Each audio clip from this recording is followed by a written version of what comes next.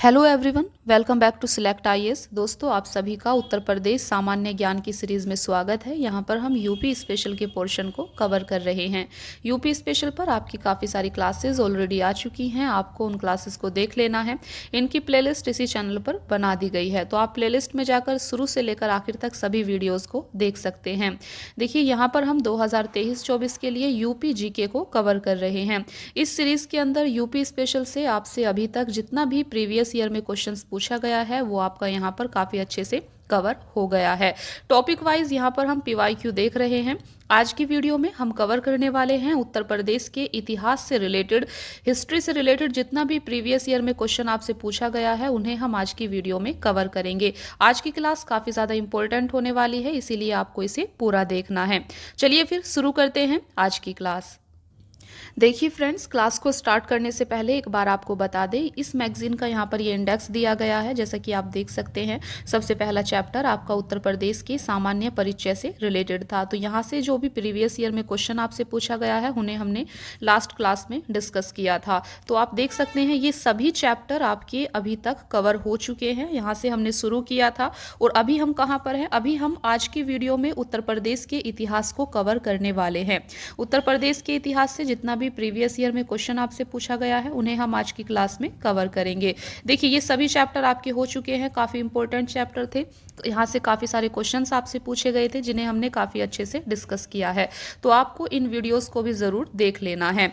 देखिए, आपका कितना सारा चैप्टर अभी बचा हुआ है, तो उत्तर प्रदेश के इतिहास के बाद आप देख सकते हैं ये सभी चैप्टर पर आपकी जल्दी से वीडियोस आ जाएंगी। आपके एग्जाम से पहले ये सभी टॉपिक आपके कवर कर दिए जाएंगे, इसीलिए आप अच्छे से तैयारी करते रहिए। और आज आपका यूपीपीएससी के द्वारा 2024 में आयोजित होने वाली परीक्षाओं का वार्षिक कैलेंडर जारी कर दिया गया है, जहां पर आपका आरओ, एआरओ और यूपीपीसीएस प्रीलिम्स का प्रीलिम्स और मेंस दोनों का डेट जारी कर दिया गया है। आप देख सकते हैं, प्रीलिम्स आपको पता है आरओ एआरओ का प्रीलिम्स आपका 11 फरवरी को होने वाला है। इसके अलावा यूपीपीसीएस का प्रीलिम्स आपका 17 मार्च को होने वाला है। ये डेट आपकी फिक्स कर दी गई हैं, आप कैलेंडर में जाकर देख सकते हैं। इसके अलावा फ्रेंड्स, आपका आरओ एआरओ और यूपीपीसीएस के मेंस की डेट भी जारी कर दी गई है। तो इनका मेंस कब होगा? इन दोनों का ही मेंस आपका जुलाई में होने वाला है। डेट क्या होगी इसके लिए एक सेपरेट वीडियो बनाई गई है, तो आप उस वीडियो को जाकर देख सकते हैं। बस अभी आपको इतना याद रखना है, इन दोनों का मेंस की परीक्षा आपकी जुलाई के अंदर होगी। तो आपके पास इनफ टाइम है और टाइम कम भी है, इसीलिए आपको अच्छे से तैयारी करते रहना है। आपको बिल्कुल भी निराश नहीं होना है, अंतिम समय तक आपको मेहनत करना है। दोस्तों, एक चीज़ आपको बता दें, अभी का जो टाइम चल रहा है, हो सकता है आपको निराशा हो रही हो, आप नेगेटिव फील कर रहे हो, लो फील कर रहे हो। एक बात याद रखना, एग्ज़ाम से पहले का जो 1 से 1.5 महीने का टाइम होता है, इसमें नेगेटिव फील करना, लो फील करना ये नेचुरल है। ये सभी स्टूडेंट के साथ होता है, इसीलिए आपको ये बिल्कुल नहीं सोचना है कि ऐसा सिर्फ आपको लग रहा है, क्योंकि ऐसा सभी स्टूडेंट्स को लगता है। आप कितना भी पढ़ लेंगे, आपको ऐसा ही लगेगा कि अभी हमारी तैयारी सफिशिएंट नहीं है। लेकिन ऐसे समय में जो आपको एक काम करना है, वो काम करना है कि आपको पूरी मेहनत से अंतिम समय तक, जब तक आपका एग्जाम ना हो जाए तब तक आपको मन लगाकर बस पढ़ते रहना है। कितना भी आप नेगेटिव फील करें, कितना भी लो फील करें, बस आप पढ़ते रहिए, रेगुलर पढ़िए, कंटिन्यू पढ़िए, डिसिप्लिन के साथ पढ़िए, आपका रिजल्ट ज़रूर होगा। चलिए फिर स्टार्ट करते हैं आज की क्लास। देखिए, आपका ये 12वां चैप्टर है उत्तर प्रदेश के इतिहास से रिलेटेड। यहाँ पर आपका सबसे पहला क्वेश्चन आपकी स्क्रीन पर दिखाई देगा। देखिए, अभी आप इसको अच्छे से देख सकते हैं। सबसे पहला क्वेश्चन है आपका, 1924 में संयुक्त प्रांत वर्तमान उत्तर प्रदेश के किस शहर में संपूर्ण भारत से क्रांतिकारियों की बैठक बुलाई गई थी? तो इसका सही आंसर आपका ऑप्शन डी होगा, कानपुर। तो यहाँ पर आपको जो भी क्वेश्चन दिखाया जा रहा है, समझाया जा रहा है, क्वेश्चन तो आपको याद करना है, इससे रिलेटेड जो आपको और इन्फॉर्मेशन यहाँ पर दी जाती है उसे भी आपको ध्यान रखना है। तो आपने यहाँ पर देखा कि वर्ष 1924 में संयुक्त प्रांत वर्तमान उत्तर प्रदेश के कानपुर शहर में संपूर्ण भारत के क्रांतिकारियों की बैठक का आयोजन किया गया था। तो आप यहाँ पर एक चीज नोट करेंगे, देखिए जो वर्तमान उत्तर प्रदेश है उसका पुराना नाम क्या था, तो पहले उत्तर प्रदेश को संयुक्त प्रांत के नाम से जाना जाता था। तो संयुक्त प्रांत उत्तर प्रदेश का ही प्राचीन नाम है। आप देख सकते हैं यहाँ पर वर्ष 1924 में कहाँ पर, उत्तर प्रदेश के कानपुर शहर में संपूर्ण भारत के क्रांतिकारियों की बैठक का आयोजन किया गया था। साथ ही हिंदुस्तान रिपब्लिकन एसोसिएशन नामक क्रांतिकारी संगठन की स्थापना भी की गई थी, जिसके संस्थापक सदस्यों में सचिंद्र नाथ सान्याल, राम प्रसाद बिस्मिल, जोगेश चंद्र चटर्जी और चंद्रशेखर आजाद सम्मिलित है। तो फ्रेंड्स यहाँ पर आपको इसके साथ में एक चीज और याद रखनी है, देखिए जब इसका आयोजन किया गया था इसके साथ में ही हिंदुस्तान रिपब्लिकन एसोसिएशन नामक एक क्रांतिकारी संगठन की स्थापना भी यहाँ पर की गई थी।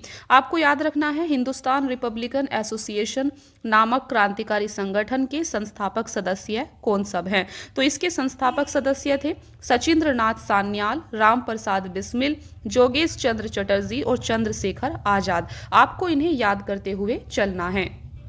चलिए फिर दूसरा क्वेश्चन देखते हैं। दूसरा क्वेश्चन आपके सामने है, उत्तर प्रदेश के किस नगर में सर्वप्रथम भारतीय राष्ट्रीय कांग्रेस का वार्षिक अधिवेशन हुआ था। इसका सही आंसर ऑप्शन डी होगा, इलाहाबाद। तो आप देख सकते हैं सर्वप्रथम भारतीय राष्ट्रीय कांग्रेस का वार्षिक अधिवेशन उत्तर प्रदेश के इलाहाबाद नामक शहर में हुआ था। देखिए उत्तर प्रदेश में कांग्रेस का सर्वप्रथम अधिवेशन इलाहाबाद में आयोजित हुआ था। यह कांग्रेस का चौथा अधिवेशन था जो वर्ष 1988 में संपन्न हुआ और इसके अध्यक्ष जॉर्ज मूल थे।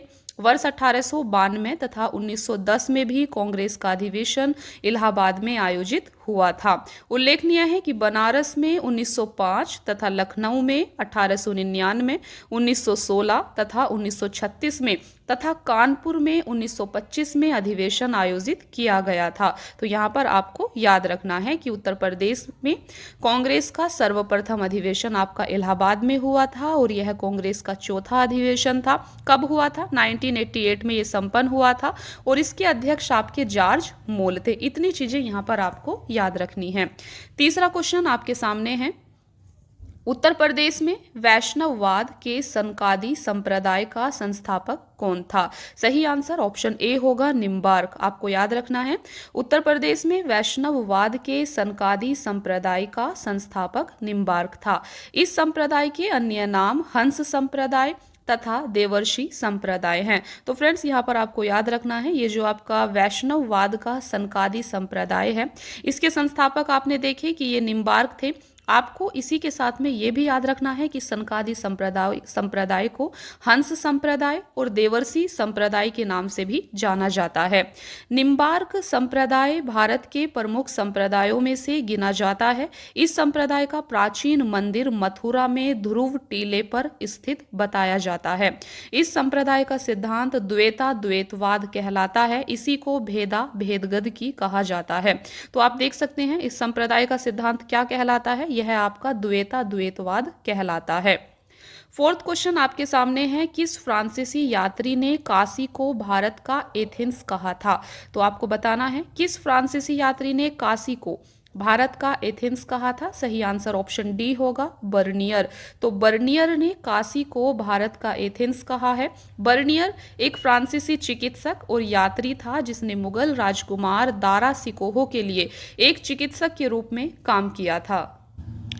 पांचवा क्वेश्चन आपके सामने है। देखिए पांचवा क्वेश्चन है, चंदावर के युद्ध 1194 ईस्वी में राजा जयचंद मोहम्मद गोरी से पराजित हुआ। चंदावर की वर्तमान में भौगोलिक स्थिति क्या है। तो यहाँ पर आपसे पूछा गया है चंदावर का युद्ध 1194 ईस्वी में राजा जयचंद मोहम्मद गोरी से पराजित हुआ था। तो ये आपका चंदावर का युद्ध राजा जयचंद और मोहम्मद गोरी के बीच में हुआ था और यहाँ पर राजा जयचंद ये मोहम्मद गोरी से पराजित हुए थे। आपसे पूछा गया है कि चंदावर की वर्तमान में भौगोलिक स्थिति क्या है, तो ये कहाँ पर है। तो फ्रेंड्स इसका सही आंसर यहाँ पर ऑप्शन ए होगा। आप देख सकते हैं उत्तर प्रदेश के इटावा जनपद में यमुना नदी के तट पर चंदावर की वर्तमान भौगोलिक स्थिति उत्तर प्रदेश के इटावा जनपद में यमुना नदी के तट पर है। देखिए चंदावर का युद्ध 1194 ईस्वी में राजा जयचंद और मोहम्मद गोरी से पराजित हुए थे। तो इन दोनों के बीच हुआ था। यहाँ पर राजा जयचंद मोहम्मद गोरी से पराजित हुए थे। चंदावर वर्तमान में उत्तर प्रदेश के इटावा जनपद में यमुना नदी के तट पर स्थित है।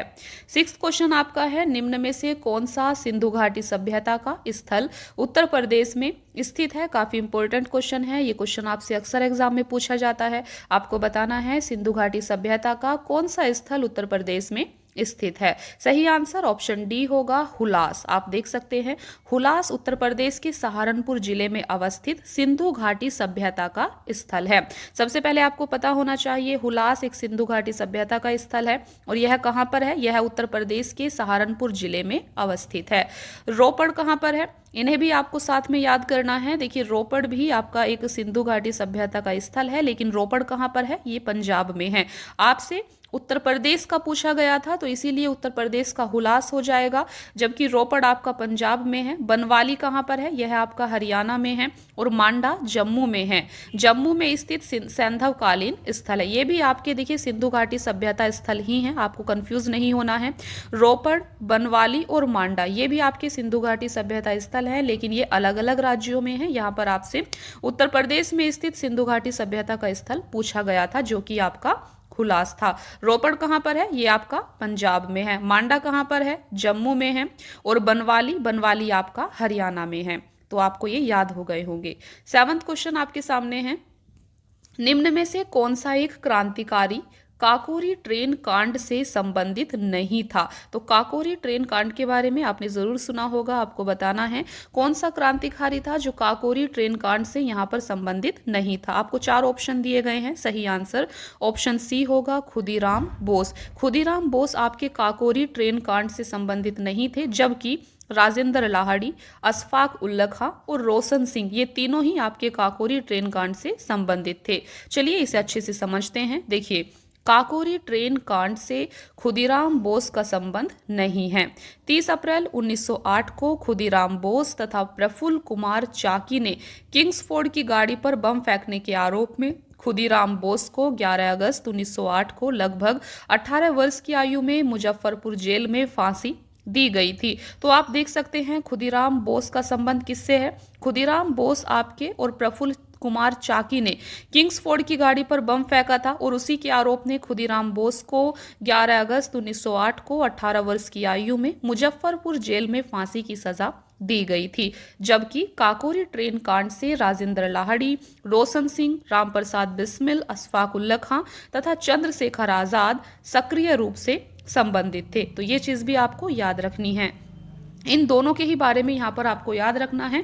काकोरी ट्रेन कांड के बारे में आपको याद रखना है, इससे कौन संबंधित थे। और खुदीराम बोस और प्रफुल्ल कुमार चाकी के बारे में भी आपको याद रखना है। ये 2 ऐसे क्रांतिकारी थे जिन्होंने किंग्सफोर्ड की गाड़ी पर बम फेंका था। 8वां क्वेश्चन आपके सामने है, वर्तमान उत्तर प्रदेश में भारत के प्राचीनतम 16 महाजनपद में से कुल कितने महाजनपद स्थित थे। तो आपको यहाँ पर बताना है वर्तमान उत्तर प्रदेश में भारत के प्राचीनतम 16 महाजनपद में से कुल कितने महाजनपद स्थित थे। सही आंसर ऑप्शन सी होगा। तो उत्तर प्रदेश के अंदर 8 महाजनपद स्थित थे। आप यहाँ पर देख सकते हैं बौद्ध ग्रंथ अंगुत्तर निकाय के अनुसार 6वीं शताब्दी ईसा पूर्व में भारतवर्ष 16 महाजनपदों में बटा हुआ था। इन महाजनपदों में से उत्तर प्रदेश से 8 महाजनपद शामिल थे। इनका विवरण यहाँ पर आप देख सकते हैं। ये उत्तर प्रदेश के 8 महाजनपद यहाँ पर दिए गए हैं। देखिए एक तरफ महाजनपद है, दूसरी तरफ आपको राजधानी दी गई है, तीसरा आपको आधुनिक क्षेत्र बताया गया है। देखिए तो उत्तर प्रदेश में 8 महाजनपद शामिल थे, जिसमें सबसे पहला था आपका काशी। काशी कहाँ पर था, काशी आपका काशी की राजधानी वाराणसी थी। आपको महाजनपद के साथ में इनकी राजधानी को जरूर याद रखना है, क्योंकि क्वेश्चन आपसे पूछा जाता है कि इस महाजनपद की राजधानी क्या थी। तो काशी की राजधानी वाराणसी थी। और आधुनिक क्षेत्र ये अभी कहाँ पर है, तो आप देख सकते हैं ये क्षेत्र अभी वाराणसी के आसपास ही है। दूसरा महाजनपद था वत्स। वत्स आपका कौशाम्बी, वत्स की राजधानी कौशाम्बी थी और यह आपका इलाहाबाद के आसपास का क्षेत्र था। तो आधुनिक क्षेत्र आप देख सकते हैं कि वर्तमान समय में ये क्षेत्र, ये महाजनपद कहाँ पर एग्जिस्ट कर रहे हैं, कहाँ पर हैं। तीसरा है आपके सामने कौशल। कौशल की राजधानी श्रावस्ती थी। श्रावस्ती आपका जो कौशल है यह आपका फैजाबाद के आसपास का वर्तमान में क्षेत्र है। चौथा जनपद आपके सामने है मल जनपद। मल जनपद की राजधानी कुशीनारा थी और यह आपका देवरिया के आसपास का क्षेत्र था वर्तमान के संदर्भ में। पांचवा है आपका चेदी महाजनपद। चेदी महाजनपद की राजधानी शक्तिमती थी और यह वर्तमान में बुंदेलखंड के आसपास का क्षेत्र है। छठा है आपका कुरु महाजनपद। कुरु महाजनपद की राजधानी इंद्रप्रस्थ है और यह वर्तमान में मेरठ, दिल्ली, थानेश्वर के आसपास का क्षेत्र है। तो कुरु आपका मेरठ, दिल्ली, थानेश्वर के पास आसपास का क्षेत्र है। कुरु की राजधानी क्या थी? इंद्रप्रस्थ। इसे आपको ध्यान रखना है। सातवां महाजनपद था सूरसेन। सूरसेन की राजधानी मथुरा थी और यह वर्तमान में मथुरा के आसपास का क्षेत्र है। आठवां महाजनपद आपका पांचाल था। पांचाल की राजधानी अहिछत्र थी और यह वर्तमान में बरेली, बदायूं और फर्रुखाबाद के आसपास का क्षेत्र है। तो फ्रेंड्स यहाँ पर आप देख सकते हैं, यहाँ पर हमने समझा, यहाँ पर देखिए क्वेश्चन आपसे पूछा गया था कि उत्तर प्रदेश में भारत के प्राचीनतम 16 महाजनपद में से कुल कितने महाजनपद स्थित थे। सबसे पहले हमने संख्या देखी, उत्तर प्रदेश के अंदर 8 महाजनपद स्थित थे। आप सभी को पता है कि 6ठी शताब्दी में भारतवर्ष 16 महाजनपदों में बटा हुआ था और इन 16 महाजनपदों में से 8 महाजनपद आपके उत्तर प्रदेश में थे। ये कौन कौन से थे? इन्हें अभी हमने देखा है। ये थे आपके काशी, वत्स, कौशल, मल, चेदी, कुरु और सूरसेन और पांचाल। तो ये 8 महाजनपद थे। इन्हें आपको जरूर याद कर लेना है और इनकी राजधानी आपको जरूर याद रखनी है। इसी के साथ ये भी आपको याद रखना है कि वर्तमान में ये क्षेत्र कहाँ पर स्थित है। देखिए 9वां क्वेश्चन आपके सामने है। यहाँ पर आपको 2 सूची दी गई हैं। एक सूची 1 में उत्तर प्रदेश के प्राचीन जनपद दिए गए हैं और दूसरी सूची में इनकी राजधानी आपसे पूछी गई है। तो ये चीज़ अभी हमने डिस्कस की थी, जनपद और उनकी राजधानी। आपको यहाँ पर इनका मिलान करना है। देखिए कुरु आपका प्राचीन जनपद था। पांचाल, कौशल, वत्स, इनकी राजधानी आपको बताना है कि इनकी राजधानी क्या होगी। तो फ्रेंड्स यहाँ पर आप देख सकते हैं सही आंसर यहाँ पर आपका ऑप्शन बी होगा। तो ऑप्शन बी के अकॉर्डिंग आप इन्हें देख सकते हैं। देखिए कुरु जनपद की राजधानी क्या होगी? तो कुरु जनपद की राजधानी आपको पता है, ये आपकी इंद्रप्रस्थ है। पांचाल की राजधानी अहिछत्र होगी, अहिछत्र। कौशल की राजधानी क्या है? कौशल की राजधानी आपकी साकेत थी और वत्स की राजधानी आपकी कौशाम्बी थी। इन्हें आपको जरूर याद रखना है, एक क्वेश्चन यहाँ से जरूर पूछा जाता है। ठीक है। 10वां क्वेश्चन आपके सामने है। नवाब शुजाउद्दौला की बेगम का प्रसिद्ध मकबरा, बहू बेगम का मकबरा निम्न में से किस स्थान पर अवस्थित है? सही आंसर ऑप्शन डी होगा, फैजाबाद। नवाब शुजाउद्दौला की बेगम का प्रसिद्ध मकबरा, बहू बेगम का मकबरा, फैजाबाद, अयोध्या में स्थित है। 11वां क्वेश्चन आपके सामने है। जौनपुर के सरकी वंश का अंतिम शासक कौन था? तो फ्रेंड्स इसका सही आंसर ऑप्शन ए होगा, हुसैन शाह। जौनपुर के सरकी वंश का अंतिम शासक हुसैन शाह था। देखिए जौनपुर के सरकी वंश का अंतिम शासक हुसैन शाह था। इस वंश की स्थापना मलिक सरवर द्वारा सन 1394 ईस्वी में किया गया था। उल्लेखनीय है कि जौनपुर शहर की स्थापना 14वीं शताब्दी में फिरोज शाह तुगलक ने अपने चचेरे भाई मोहम्मद बिन तुगलक की याद में की थी, जिसका वास्तविक नाम जोना खां था। 12वां क्वेश्चन है। निम्न में से कौन एक 1924 के कानपुर षड्यंत्र मामले में शामिल नहीं था? सही आंसर ऑप्शन डी होगा, M.A. अंसारी। ये आपके कानपुर षड्यंत्र मामले में शामिल नहीं थे, जबकि मुजफ्फर अहमद, नलिनी गुप्ता और शौकत उस्मानी ये सभी आपके 1924 के कानपुर षड्यंत्र मामले में शामिल थे। कौन शामिल नहीं थे? M.A. अंसारी। चलिए इसे और अच्छे से समझते हैं। देखिए 1920 के दशक में भारत में समाजवादी तथा मार्क्सवादी विचारधारा का उदय हुआ, जो रूसी क्रांति 1917 से काफी हद तक प्रभावित था। 17 मार्च 1924 के कानपुर षड्यंत्र, आपको याद रखना है कानपुर षड्यंत्र कब हुआ था? 17 मार्च 1924 को। तो 17 मार्च 1924 के कानपुर षड्यंत्र का मामला भारत में कम्युनिस्टों की क्रांतिकारी गतिविधियों से संबंधित था। कानपुर षड्यंत्र में मुजफ्फर अहमद, नलिनी गुप्ता, शौकत उस्मानी, S.A. डोंगे शामिल थे। आपको इनके नाम भी ध्यान रखना है कि कानपुर षड्यंत्र में कौन कौन से व्यक्ति शामिल थे।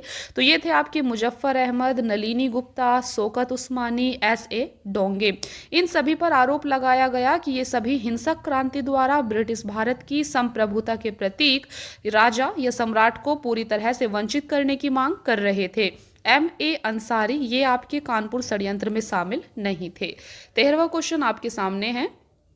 हड़प्पा सभ्यता का स्थल मांडी भारत के किस राज्य में स्थित है? तो आपको बताना है हड़प्पा सभ्यता का स्थल मांडी यह भारत के किस राज्य में स्थित है।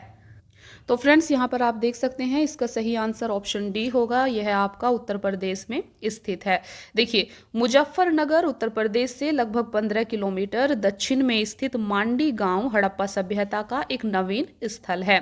यह खेत की जुताई के दौरान भारी मात्रा में सोने के छल्ले यहाँ पर खेत की जुताई के दौरान भारी मात्रा में सोने के छल्ले, मिट्टी के बर्तनों के टुकड़े और ईंटें प्राप्त हुई हैं। 3 अलग अलग आकार प्रकार के सोने के छल्ले मिलने से ऐसा अनुमान किया जाता है कि इनका प्रयोग मुद्रा के रूप में किया जाता था तथा इस स्थल पर कोई टकसाल ग्रह रहा होगा। 14 क्वेश्चन आपका है, शेरशाह सूरी का अंतिम अभियान निम्न में से किस राज्य के विरुद्ध था? सही आंसर ऑप्शन ए होगा कालिंजर। आप देख सकते हैं शेरशाह सूरी का अंतिम विजय अभियान 1545 ईस्वी में कालिंजर के विरुद्ध था। इसी अभियान के दौरान एक बम गोला फटने से उसकी मृत्यु हो गई।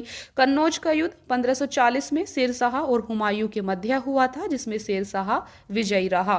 15वां क्वेश्चन है, निम्न में से कौन हड़प्पीय पुरास्थल उत्तर प्रदेश में स्थित नहीं है? सही आंसर ऑप्शन बी होगा देसलपुर। देसलपुर आपका उत्तर प्रदेश में स्थित नहीं है, जबकि हुलास हुलास, आलमगीरपुर और मांडी ये आपके हड़प्पा पुरास्थल ये सभी आपके उत्तर प्रदेश में स्थित है। इसे आपको याद रखना है। देखिए यहाँ पर आप देख सकते हैं उत्तर प्रदेश में हड़प्पाई पुरास्थल आलमगीर मेरठ में स्थित सैंधव सभ्यता का सबसे पूर्वी स्थल है। इसके अलावा बड़गांव एवं हुलास ये आपके सहारनपुर में है। मांडी आपका मुजफ्फरनगर में है, जबकि देसलपुर गुजरात के कच्छ के रन में स्थित सैंधव स्थल है। तो देसलपुर कहाँ है आपका? देखिए देसलपुर भी एक हड़प्पा सभ्यता का पुरास्थल है, लेकिन ये कहाँ पर है? ये आपका गुजरात के कच्छ के रन में है। आप देख सकते हैं देसलपुर गुजरात के कच्छ के रन में स्थित सैंधव स्थल है, जबकि आपका हुलास देखिए इन्हें आप याद कर लेंगे कि उत्तर प्रदेश में कौन कौन से हड़प्पाई पुरास्थल मौजूद हैं। तो ये आपका हुलास है, आलमगीरपुर है और मांडी है, इन्हें आपको ध्यान रखना है। चलिए अभी नेक्स्ट क्वेश्चन समझते हैं। 16वां क्वेश्चन आपके सामने है, कन्नौज पर महमूद गजनबी के आक्रमण के समय वहां का शासक कौन था? ये क्वेश्चन आपसे पूछा गया था। सही आंसर इसका ऑप्शन ए होगा। आप देख सकते हैं राज्यपाल। देखिए कन्नौज पर महमूद गजनबी का 1018 ईस्वी में आक्रमण के समय गुज्जर प्रतिहार वंश का शासक राज्यपाल था, जो आक्रमण के भय से कन्नौज छोड़कर बारी दुर्ग में जाकर छिप गया था। उसकी इसी कायरता की वजह से चंदेल शासक विद्याधर ने राज्यपाल को पराजित कर समाप्त कर दिया। यशपाल अंतिम गुज्जर प्रतिहार शासक था। तो आप देख सकते हैं अंतिम गुज्जर प्रतिहार शासक कौन थे? तो ये आपके यशपाल थे। 17वां क्वेश्चन आपके सामने है, मध्यकाल में उत्तर प्रदेश के किस जनपद को शिक्षा का केंद्र होने के कारण सिराज ए हिंद कहा जाता था? सही आंसर ऑप्शन सी होगा जौनपुर को। देखिए मध्यकाल में जौनपुर शिक्षा का एक प्रसिद्ध केंद्र होने के कारण उसे सिराज ए हिंद कहा जाता था। शेरशाह सूरी एवं मलिक मोहम्मद जायसी ने जौनपुर में ही शिक्षा प्राप्त की थी। बीबी राजा बेगम का मदरसा जौनपुर की प्रसिद्ध शिक्षण संस्थान थी, जिसका निर्माण सरकी शासक महमूद शाह की पत्नी बीबी रजा ने करवाया था। 18वां क्वेश्चन आपके सामने है, निम्न में से किस वर्ष प्रयागराज उत्तर प्रदेश के किले पर अंग्रेजों का अधिकार स्थापित हुआ था? तो फ्रेंड्स इसका सही आंसर ऑप्शन डी है 1797 ईस्वी में। आपको याद रखना है प्रयागराज उत्तर प्रदेश के किले पर अंग्रेजों का अधिकार 1797 ईस्वी को स्थापित हुआ था। चलिए इसे और डिटेल में समझते हैं। देखिए वर्ष 1797 ईस्वी में प्रयागराज के किले पर अंग्रेजों का अधिकार स्थापित हुआ। शुजाउद्दौला के पश्चात आसफउद्दौला और फिर 1797 ईस्वी में उसका भाई शहादत अली अवध का नवाब बना। उल्लेखनीय है कि शहादत अली ने 1801 ईस्वी में प्रयागराज सहित कई अन्य क्षेत्रों को अंग्रेजों को सौंप दिया, जिसके बदले में उसे सुरक्षा की गारंटी प्राप्त हुई। 19वां क्वेश्चन है, उत्तर प्रदेश के विभिन्न स्थानों में आयोजित भारतीय राष्ट्रीय कांग्रेस के अधिवेशन के संदर्भ में यहाँ पर आपको दो सूची दी गई हैं, एक तरफ स्थान और दूसरी तरफ वर्ष दिए गए हैं। इनका आपको यहाँ पर मिलान करना है। आपको बताना है भारतीय राष्ट्रीय कांग्रेस का अधिवेशन इन स्थानों पर कब कब हुआ था। तो मेरठ में कब हुआ, कानपुर में कब हुआ, लखनऊ में कब हुआ और बनारस में कब हुआ था। तो दोस्तों इसका सही आंसर ऑप्शन सी होगा। यहाँ पर आप देख सकते हैं, डायरेक्टली हम इन्हें याद करेंगे। उत्तर प्रदेश में आयोजित भारतीय राष्ट्रीय कांग्रेस के अधिवेशनों का सही सुमेलित क्रम इस प्रकार है। देखिए, सबसे पहले अधिवेशन स्थान हम देखते हैं मेरठ। मेरठ में भारतीय राष्ट्रीय कांग्रेस का 55वां अधिवेशन हुआ था। कब हुआ था? 1946 में हुआ था। अध्यक्षता किसने की थी? तो जे.बी. कृपलानी इसके अध्यक्ष थे। कानपुर में 41वां भारतीय राष्ट्रीय कांग्रेस का अधिवेशन हुआ था 1925 में और सरोजनी नायडू ने इसकी अध्यक्षता की थी। लखनऊ में 32वां अधिवेशन हुआ था 1916 में, अंबिका चरण मजूमदार ने इसकी अध्यक्षता की थी। इसके अलावा 21वां अधिवेशन बनारस में हुआ था 1905 में और गोपाल कृष्ण गोखले ने इसकी अध्यक्षता की थी। 20वां क्वेश्चन है, निम्न में से किस वर्ष वर्तमान उत्तर प्रदेश का प्राय संपूर्ण क्षेत्र बंगाल प्रेसिडेंसी से अलग करके आगरा प्रेसिडेंसी के अधीन कर दिया गया? सही आंसर ऑप्शन बी होगा 1833 ईस्वी में। यहाँ पर आप देख सकते हैं सन 1833 ईस्वी में उत्तर प्रदेश के संपूर्ण क्षेत्र को बंगाल प्रेसिडेंसी से अलग करके आगरा प्रेसिडेंसी के अधीन कर दिया गया और यहाँ एक अलग गवर्नर की नियुक्ति की गई थी। उत्तर प्रदेश का क्षेत्र कई वर्षों तक बंगाल प्रेसिडेंसी के अधीन रहा, जहाँ गवर्नर जनरल का शासन था। 21 क्वेश्चन है, निम्न में से कौन सही सुमेलित नहीं है? तो आपको बताना है कौन सही सुमेलित नहीं है। एक तरफ पूर्व मध्यकालीन उत्तर प्रदेश के शहर दिए गए हैं, दूसरी तरफ वर्तमान उनकी अवस्थिति दी गई है। तो आप देख सकते हैं कोइल, अलीगढ़, महोत्सव नगर, महोबा, महोदय श्री, कन्नौज, जोजाक भुक्ति, कौशाम्बी। आपको बताना है इनमें से कौन सा सही सुमेलित नहीं है। तो फ्रेंड्स इसका सही आंसर ऑप्शन डी होगा, जोजाक भुक्ति, कौशाम्बी। ये आपका यहाँ पर सही सुमेलित नहीं है, बाकी सभी यहाँ पर सही सुमेलित हैं। देखिए यहाँ पर आप इसे देख सकते हैं, ये आपके पूर्व मध्यकालीन उत्तर प्रदेश के शहर हैं। तो आपका कोल या कोइल ये वर्तमान में कहाँ पर है? कोल या कोइल ये आपका वर्तमान में अलीगढ़ में है। महोत्सव नगर वर्तमान में महोबा में है। महोदय श्री कन्नौज में है और जेजाक भुक्ति ये आपका बुंदेलखंड में है, इसीलिए ये आपका वहां पर सही सुमेलित नहीं था। 22 क्वेश्चन, निम्न में से किस नगर को महोदय श्री के नाम से जाना जाता था? सही आंसर ऑप्शन डी होगा। आप सभी जानते हैं कि कन्नौज को महोदय श्री के नाम से जाना जाता था, इसे आप याद रखेंगे। 23 क्वेश्चन, अंग्रेजों के विरुद्ध बनारस विद्रोह का नेतृत्व किसने किया था? सही आंसर ऑप्शन सी होगा, राजा चेत सिंह ने। तो अंग्रेजों के विरुद्ध बनारस विद्रोह 1780 से 81 में हुआ था और इसका नेतृत्व राजा चेत सिंह ने किया था। वॉरेन हेस्टिंग्स ने 1778 में राजा चेत सिंह से 5 लाख रुपया युद्ध कर के रूप में मांगा था। चेत सिंह द्वारा मांगी गई रकम न देने पर वॉरेन हेस्टिंग ने उसे गिरफ्तार कर लिया। फलस्वरूप चेत सिंह के सैनिकों ने इस दुर्व्यवहार पर विद्रोह कर दिया था।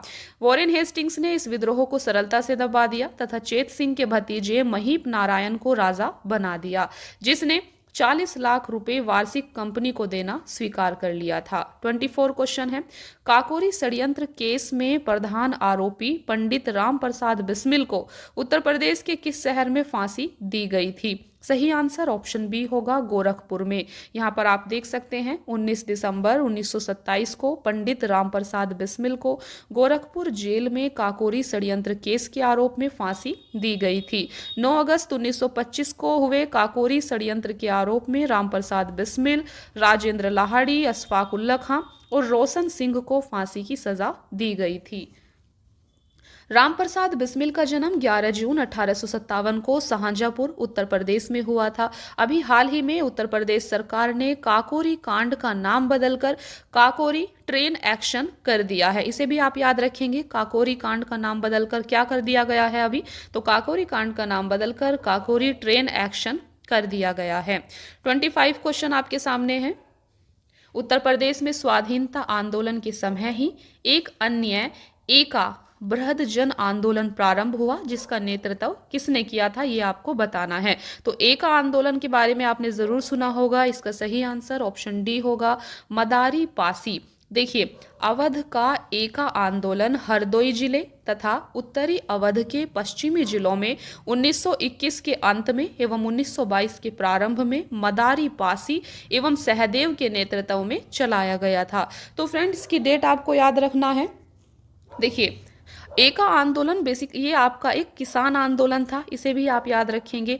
कहाँ पर हुआ था? ये हरदोई जिले और उत्तरी अवध के पश्चिमी जिलों में हुआ था।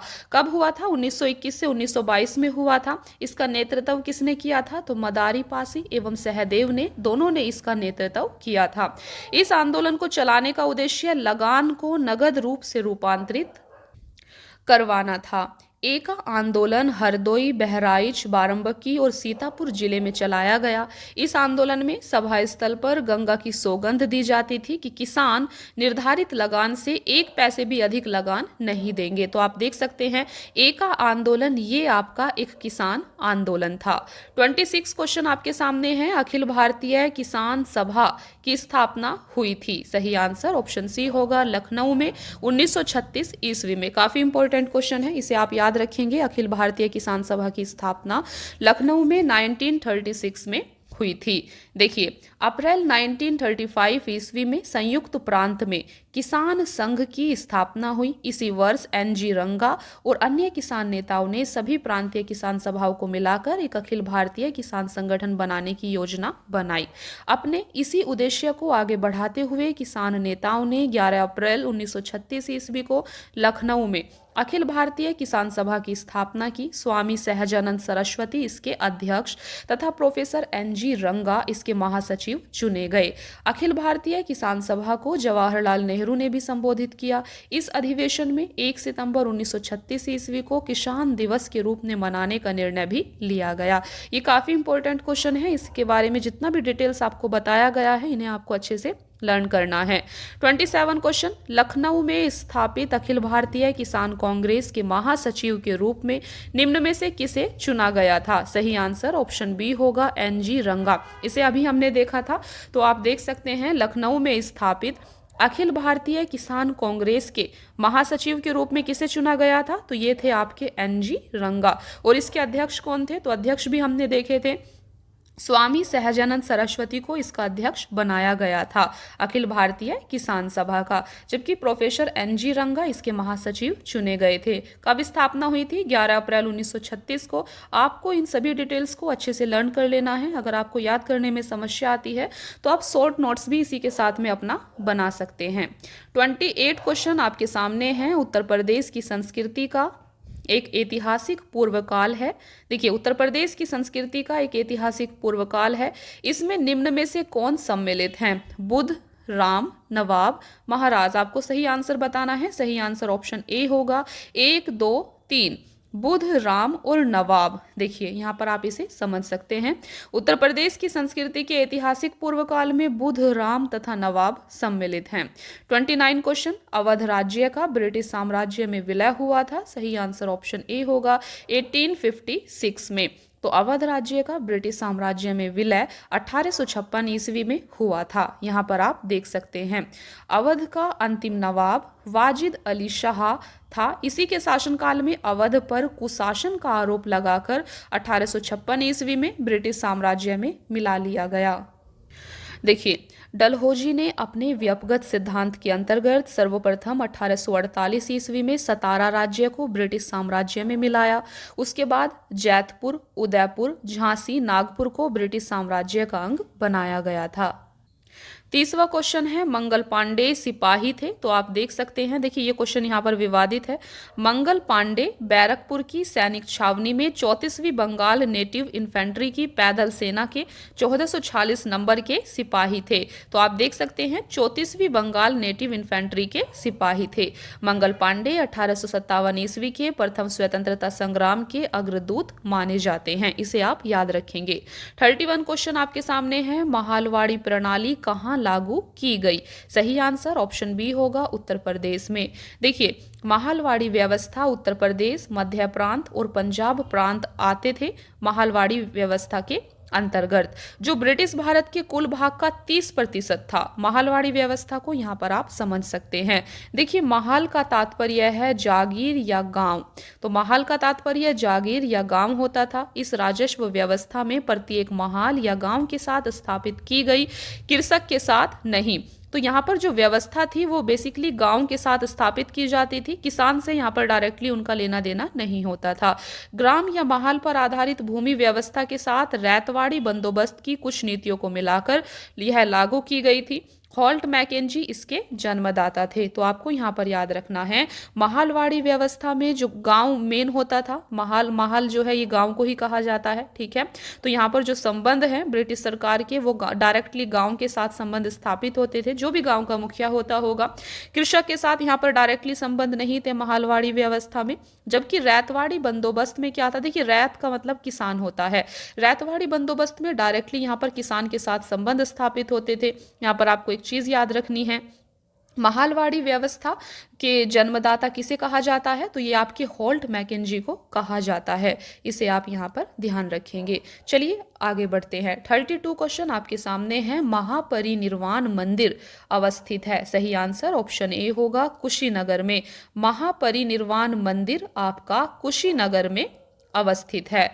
देखिए 5वीं सदी का महापरिनिर्वाण मंदिर कुशीनगर में अवस्थित है। कुशीनगर के अन्य मंदिरों में रामाभार स्तूप, बिड़ला बुद्ध मंदिर, राम जानकी मंदिर प्रमुख है। 33 क्वेश्चन है, महर्षि वाल्मीकि आश्रम स्थापित है। सही आंसर ऑप्शन बी होगा बिठूर में। आपको याद रखना है, महर्षि वाल्मीकि आश्रम आपका बिठूर में स्थापित है। देखिए बिठूर उत्तर प्रदेश में कानपुर से 24 किलोमीटर दूर गंगा के किनारे पर बसा हुआ है। इसे प्राचीन काल में ब्रह्मावर्त तीर्थ कहा जाता था। रामायण के रचयिता महर्षि वाल्मीकि का आश्रम यहीं पर स्थित है। झांसी की रानी लक्ष्मीबाई कुछ काल तक यहीं रही थी। कार्तिक मास में यहाँ पर एक मेला लगता है। कालपी जालौन में ही व्यास व नरसिंह टीले हैं। ऐसी मान्यता है कि व्यास टीले के स्थान पर ऋषि व्यास का आश्रम था तथा नरसिंह टीले के स्थान पर राजा हिरण्यकश्यप का महल था, जहाँ प्रहलाद की रक्षा करने हेतु भगवान नरसिंह प्रकट हुए थे। बात करें अगर श्रावस्ती की, तो श्रावस्ती जैनियों के कुछ आश्रम यहाँ पर हैं। भगवान बुद्ध भी इसी स्थान पर कुछ समय तक रहे थे श्रावस्ती में।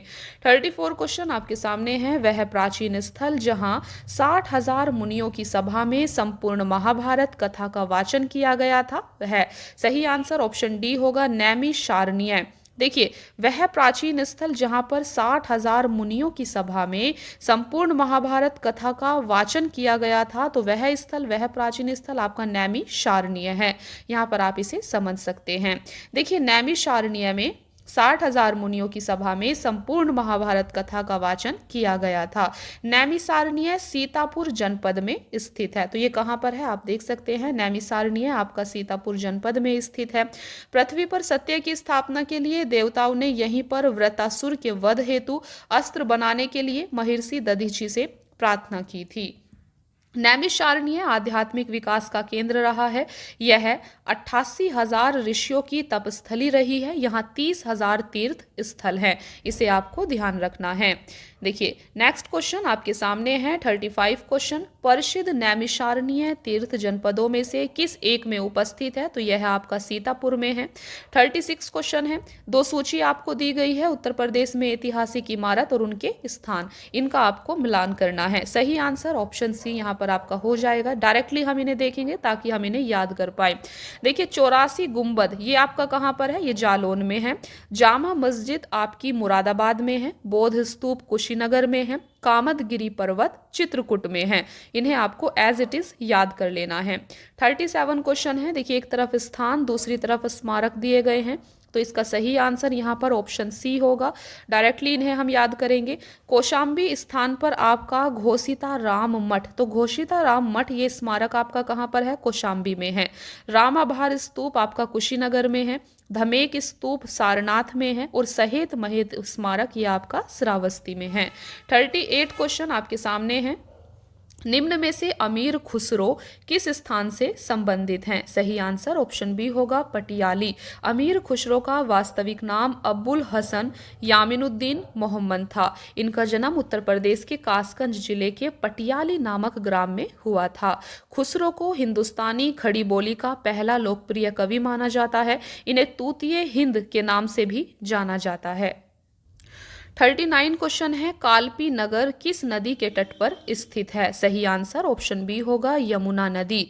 देखिए, कालपी उत्तर प्रदेश के जालौन जिले में यमुना नदी के किनारे स्थित है। यह नदी यमुना वृहद चाप के आकार में प्रदेश के सहारनपुर, मुजफ्फरनगर, मेरठ, गाजियाबाद, बुलंदशहर, अलीगढ़, मथुरा, आगरा, इटावा, जालौन, हमीरपुर, बांदा, फतेहपुर और प्रयागराज आदि 19 जिलों में बहती हुई प्रयाग में गंगा से मिल जाती है। 40 क्वेश्चन आपके सामने है, उत्तर प्रदेश का प्राचीनतम जीवंत नगर है। सही आंसर ऑप्शन डी होगा वाराणसी। उत्तर प्रदेश का प्राचीनतम जीवंत नगर वाराणसी है। वाराणसी संसार के प्राचीनतम बसे शहरों में से एक है। इसे बनारस और काशी भी कहते हैं। हिंदू धर्म में सर्वाधिक पवित्र नगरों में से एक वाराणसी को माना जाता है और इसे अविमुक्त क्षेत्र भी कहा जाता है। 41 क्वेश्चन आपके सामने है, गुप्त काल में टेराकोटा पक्की मिट्टी ईंटों से बना भितरगांव मंदिर उत्तर प्रदेश में कहाँ पर है? सही आंसर ऑप्शन बी होगा। तो आप देख सकते हैं कानपुर, आपको याद रखना है भितरगांव। भितरगांव उत्तर प्रदेश के कानपुर जिले में स्थित है। यहाँ गुप्तकालीन मंदिर के अवशेष उपलब्ध हैं, जो गुप्तकालीन वास्तुकला के सुंदर नमूनों में से एक हैं। ईंटों का बना यह मंदिर अपनी सुरक्षित तथा उत्तर सांचे में ढली ईंटों के कारण विशेष रूप से प्रसिद्ध है। इसकी छत शिखर में है तथा बाहर की दीवारों के ताकों में मृण्मयी मूर्तियां दिखाई पड़ती हैं। 42 क्वेश्चन है, वाराणसी के विश्वनाथ मंदिर का निर्माण द्वारा किया गया। सही आंसर ऑप्शन ए होगा रानी अहिल्याबाई। वाराणसी के विश्वनाथ मंदिर का निर्माण रानी अहिल्याबाई के द्वारा किया गया था, इसे आप याद रखेंगे। देखिए, काशी यानी वाराणसी को भगवान शिव की नगरी कहा जाता है। भगवान शिव के 12 ज्योतिर्लिंगों में काशी विश्वनाथ मंदिर भी शामिल है। काशी विश्वनाथ मंदिर वाराणसी में गंगा नदी के तट पर स्थित है। इस मंदिर का 3500 वर्षों का लिखित इतिहास है। बार बार के हमलों और पुनः निर्मित किए जाने के बाद मंदिर के वर्तमान स्वरूप का निर्माण 1780 में इंदौर की महारानी अहिल्याबाई होलकर ने करवाया था। 43 क्वेश्चन है, महर्षि वाल्मीकि का आश्रम ब्रह्मावर्त में स्थित था, जो वर्तमान में उत्तर प्रदेश के बिठूर में है। तो वर्तमान में ये कहाँ पर है? उत्तर प्रदेश के बिठूर में है। देखिए, महर्षि वाल्मीकि का आश्रम ब्रह्मावर्त में स्थित था, जो वर्तमान में उत्तर प्रदेश के बिठूर में है। वाल्मीकि आश्रम वह स्थल है जहाँ ऋषि वाल्मीकि ने बैठकर महाकाव्य रामायण की रचना की थी। यही वह स्थल है जहां माता सीता ने अपने निर्वासन के दिनों में शरण ली थी और अपने जुड़वा पुत्रों लव व कुश को जन्म दिया था। 44 क्वेश्चन है, आगरा की मोती मस्जिद का निर्माण किसके द्वारा करवाया गया था? सही आंसर ऑप्शन बी होगा शाहजहां। तो आप देख सकते हैं आगरा किले में स्थित मोती मस्जिद का निर्माण शाहजहां ने करवाया था। मोती मस्जिद को पियर्ल मॉस्क्यू की उपाधि दी गई है। शाहजहां ने इस मस्जिद का निर्माण अपने शाही दरबार के लिए करवाया था। इसके शीर्ष पर स्थित 3 गुंबदों का निर्माण सफेद संगमरमर से किया गया है, जो देखने में अति आकर्षक लगते हैं। यहाँ गुंबदकार खोखो से बनी एक श्रृंखला है, जिसका निर्माण मुख्य तौर पर हिंदू वास्तुकला से प्रेरित होकर किया गया था। 45 क्वेश्चन, फर्रुखाबाद में गंगा नदी के किनारे मुगल घाट का निर्माण बादशाह ने करवाया था। तो कौन से बादशाह के द्वारा करवाया गया था? ये क्वेश्चन थोड़ा विवादित है, चलिए इसको समझते हैं। देखिए, फर्रुखाबाद उत्तर प्रदेश का एक ऐतिहासिक शहर है, जिसमें गंगा यमुना तहजीब की परंपराओं द्वारा परिभाषित समृद्ध संस्कृति है, जो हिंदू और मुस्लिम सांस्कृतिक प्रथाओं, अनुष्ठानों, लोक व भाषाई परंपराओं को जोड़ता है। फर्रुखाबाद की स्थापना 1714 में नवाब मोहम्मद खान बंगश ने की थी। फर्रुखाबाद का नाम मुगल बादशाह फर्रुखशियर के नाम पर रखा गया है।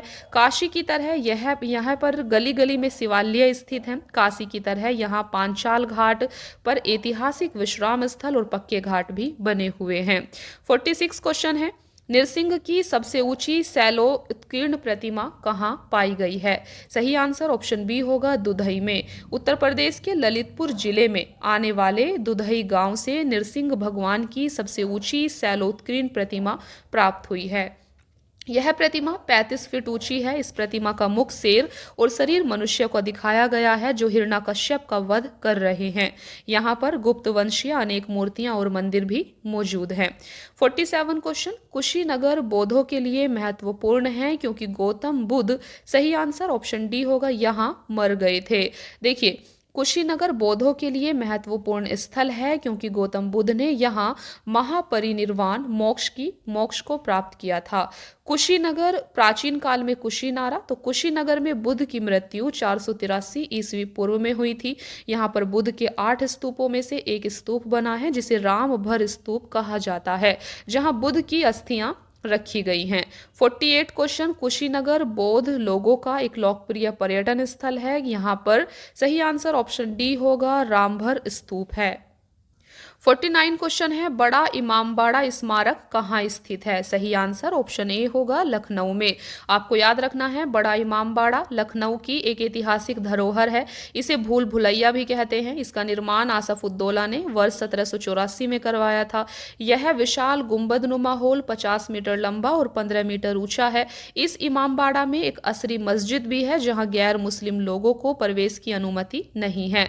मस्जिद परिसर के आंगन में 2 ऊंची मीनारें हैं। 50वां क्वेश्चन आपके सामने है, देखिए 50 क्वेश्चन है, घोषिता राम जहां बुद्ध कुछ समय के लिए रुके थे स्थित था? सही आंसर ऑप्शन डी होगा, कौशाम्बी में। तो घोषिता राम उत्तर प्रदेश के कौशाम्बी जिले में स्थित एक प्रसिद्ध उद्यान था। घोषिता राम उद्यान महात्मा बुद्ध के निवास के लिए बनवाया गया था। श्रेष्ठी घोषित का भवन कौशाम्बी नगर के दक्षिण पूर्वी कोने में स्थित था। तो फ्रेंड्स, आज की वीडियो में हमने टोटल 50 क्वेश्चंस को डिस्कस किया है। यहाँ पर हम उत्तर प्रदेश के इतिहास को डिस्कस कर रहे हैं, यूपी स्पेशल के पोर्शन को यहाँ पर कवर कर रहे हैं, और इस सीरीज में हम जितना भी यूपी स्पेशल से आपसे प्रीवियस ईयर में क्वेश्चन पूछा गया है उन्हें हम यहाँ पर डिस्कस कर रहे हैं। इसीलिए ये सभी क्वेश्चंस आपके लिए काफी ज्यादा इंपॉर्टेंट हो जाते हैं। ये सीरीज आपके लिए काफी ज्यादा महत्वपूर्ण है क्योंकि बार बार क्वेश्चन आपसे रिपीट कर कर पूछे जाते हैं और ये मोस्ट इंपॉर्टेंट क्वेश्चन है यहाँ पर। तो इसीलिए आपको इन सभी क्वेश्चंस को काफी अच्छे से याद करना है, इसका बार बार रिवीजन करना है। रिवीजन करना मस्ट है। जब तक आप रिवीजन नहीं करेंगे तब तक आपको कुछ भी याद नहीं रहने वाला है। इसीलिए अगर आप इसको फॉलो कर रहे हैं तो आपको रिवीजन जरूर करना है ताकि ये चीजें आपको याद रह पाएं। तो दोस्तों, आज की वीडियो में हम इतना ही डिस्कस करेंगे। टोटल 50 क्वेश्चंस यहाँ पर हमारे हो चुके हैं। देखिए, अभी आपके काफी सारे क्वेश्चंस यहाँ पर बचे हुए हैं जिन्हें हम नेक्स्ट वीडियो में डिस्कस करेंगे। आई होप कि आपको आज की क्लास पसंद आई होगी। Thank you so much friends for watching the class. Keep watching. Please like, share and subscribe. Thank you.